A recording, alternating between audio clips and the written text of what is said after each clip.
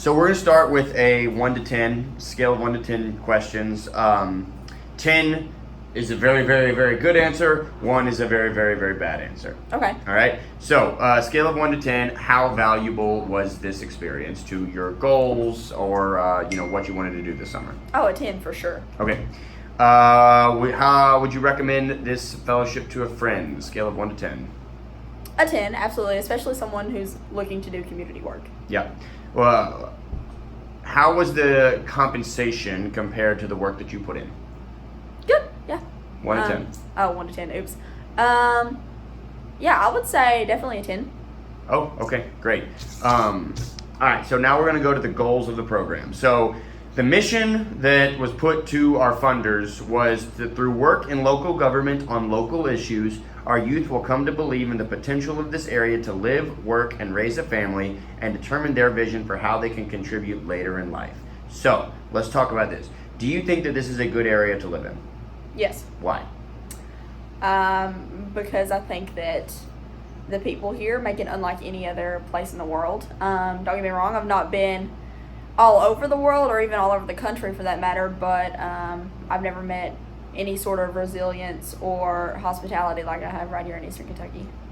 Hazard specifically? Hazard specifically. Okay, so let's take it into the future. You're an adult, you're starting your first gig. You might be interested in meeting somebody, getting married, starting a family, maybe not. But do you think it would be a good area to become an adult in and spend a good chunk of your life here? Absolutely, especially with the path that Hazard is on currently. I think that 2019 has been such a monumental year for this city because, as Happy says, we're friggin' back. So yeah, I think that it's definitely on a roll, and by the time that I'm like a real adult, it would definitely be a really good place to start a family and live and work. Okay. What do you think? So what it's called, I answer this question similarly as like a theory of change. So what is your theory of change for this area? What's it going to take? I think the biggest hurdle that we have to get over is mindset. And for us, I think that mindset, for a lot of people, I should say, not necessarily for me anymore, is the coal industry. So many of the older generation don't want to turn their backs on an industry that once put food on their table or provided for them. And I'm not saying like completely turn our backs, because we do still have operating coal mines and things like that. Obviously, that's not going too well with the whole state of Black Jewel mines and things. But there are so many old folks that are like, Hazard can never, not even old folks, just like different generation is more politically correct, I suppose. The older generation is, Hazard will never be what it once was. And I think that they contribute some of that to the downfall of the coal industry, and they keep hanging on to this hope that it will come back like it once was. Mm-hmm. And I don't necessarily believe that. I think that, it's time to start looking at other things to tap into. Okay, so that you kind of highlighted the problem there. Yeah. And you said it's mindset. Mm-hmm. So how do you get over that? Or how do you change that? So something that has worked for me personally in the past is just like,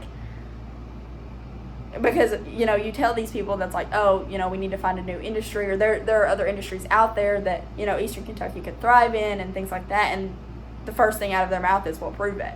Mm-hmm. So I think that if we found, some sort of industry, whether it could be, what we were supposed to be like aluminum factory, whereas we become more industrialized and things like that, just showing people something tangible that can allow them to kind of get over that hurdle. Awesome. Does that make sense? It does. Okay. Speaking of something tangible, what was your favorite thing about the fellowship this summer? Definitely engaging with so many different groups and learning what they do more in depth. I would say that, Can you give me an example?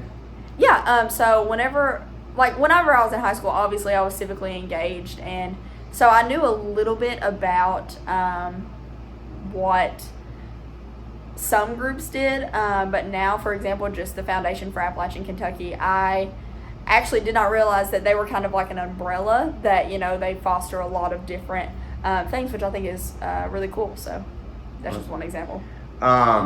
What would you change, and take that to mean anything you want? So like, was there something you did that you weren't a fan of? Is there something you would have liked to have done that didn't happen? Mm-hmm. What would you change for next year? So I have notes. Oh. I have notes on these. I would say that time accountability would be, but okay, so there's like two hands to this. So on one hand, it's like, yes, I would change the time accountability, but on the other hand, As it's in, when like, you say time accountability, you mean the spreadsheet? yes and no, and I'll get to that. So Okay.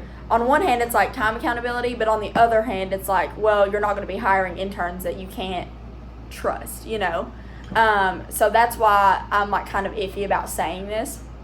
Okay, so you're not. It's not necessarily. It's the way it was structured. I just want to make sure I understand what you're saying. The way it was structured was that you all were not given specific hours to work. You were given a project to do and a total time commitment to meet. Right. And there wasn't a whole lot of, what's the word I'm looking for? Oversight.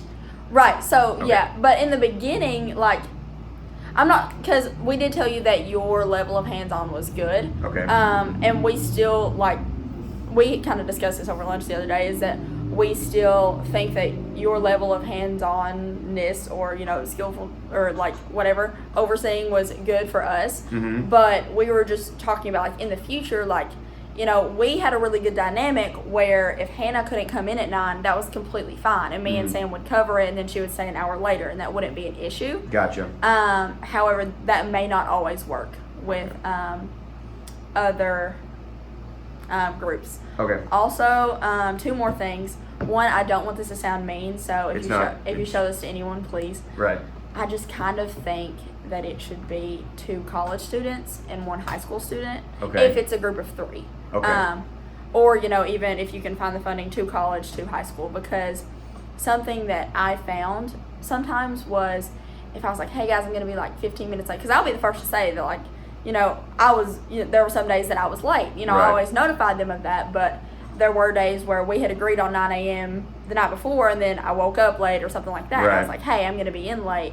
And then, I would kind of come in, and I feel like a tattle right now, but they were just kind Stuff of... wasn't done. Stuff wasn't done. Yeah, Stuff yeah. wasn't being done. And You were a mentor. yeah, and so, and like, that's not a problem necessarily, but also on, whenever I went on vacation to the beach, there were things in the calendar that didn't get done, Right, like we the town and talked about country. that. Right. Yeah, so it's just like, I think that maybe a college student would hold them more accountable, I would say, but also don't put the pressure on the college student to be like, hey, you're a supervisor. Right. No, You know? that, and we didn't do that intentionally. I thought Exactly. that would naturally emerge, and it did. And I didn't feel like a supervisor, you know what I'm saying? Right, I got you. But you did probably feel like a mentor, and hopefully Yeah. you enjoyed that role in some capacity. Yeah, absolutely. Yeah, no, the only reason it was 3 this year was because we were just very blown away by Sam's interview, Mm-hmm. and we realized the benefits of getting a county kid in with 2 city kids. So Absolutely. it will probably, unless I get some giant grant and expand this exponentially, it will probably just be a college student and a high school student next year.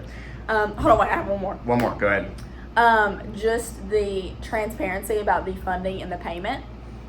So whenever our first paycheck came in, first of all, I need you to know that I texted Hannah. I was like, so did your paycheck come in full? And she was like, yeah, I got $225, but I thought they just cut taxes out. I was like, out of $500. But like, that's just kind of something that we had to figure out on our own, and something that Sam had talked to me about, Okay. which, I mean, I'm a grown woman. It's fine that I had to, like, message Carlos, and things like that. But if Hannah would have been in that position and I didn't figure it out for us, then I don't think that She she would have would. ever known. Yeah. Okay. That's That's a good point. And then Sam was also just, like, very in the dark, which, I mean, is not anybody's fault, because, like, she was told at the beginning about, she was very open with us about her payment and things like that. But just payment transparency, I would say. Okay. I feel like you're mad at me for saying that. No, you're not. I'm mad that just I didn't foresee that happening, and that's a very easy fix. No, I'm not mad about any of this. Okay, so the goal was to give you 3 things to do this summer. Number 1 was the large project, which has been leaps and bounds successful. Number 2 was the reading and the discussion of the book, which, other than me blowing the last one, was, I think, very successful. Number 3 was one that we kind of dropped the ball on, which is understanding how local government works. Okay. And ideally, you were supposed to shadow a couple of key stakeholders in the community, just go with them or go follow them around for a day. Is there anything that you would add to this experience that you think would make it better? Like the project next year will probably be smaller in scope, just because I mean we didn't know, and trying this it was a little too big. So is there anything that you would love to see added to it that you think people would get a lot out of, especially if they're interested in government or politics? Especially interested in government. I really did like the idea of them shadowing, of us shadowing someone, and I'm kind of sad that we missed out on that. But I would say that it's specific to the person that applies. So if, for example, if Hannah never plans on running for office, then she may not want to shadow Happy, who is an elected official and ran a campaign and things like that. Right. So that I think that you should definitely keep the shadowing. Which, I mean, I know that wasn't necessarily the question, but keep the shadowing, but make it specific. Don't be so structured on, hey, you need to, shadow Happy because he's the mayor. Like, shadow Happy because he's an elected official, or shadow you because you're an elected an elected official. Yeah, I would just say make it specific to that person, because each kid is obviously going to be different. Right. I don't know. Can I think on that for a little bit? Like not like right now, but if I think of something later. I think if the shadowing thing had happened, I think I would have been very, very pleased with how this rolled out, and there are reasons it didn't, and it mostly involved just trying to get it together too late. I'm just wondering if there's other things I would like this to be competitive with a state internship. I would love for people to be able to say that city internship is worth more than working for a senator so-and-so. What you need to do, the Appalachian Center, because I'm a minor in Appalachian Studies, they have, can I show you this real quick? Yeah. They have on their,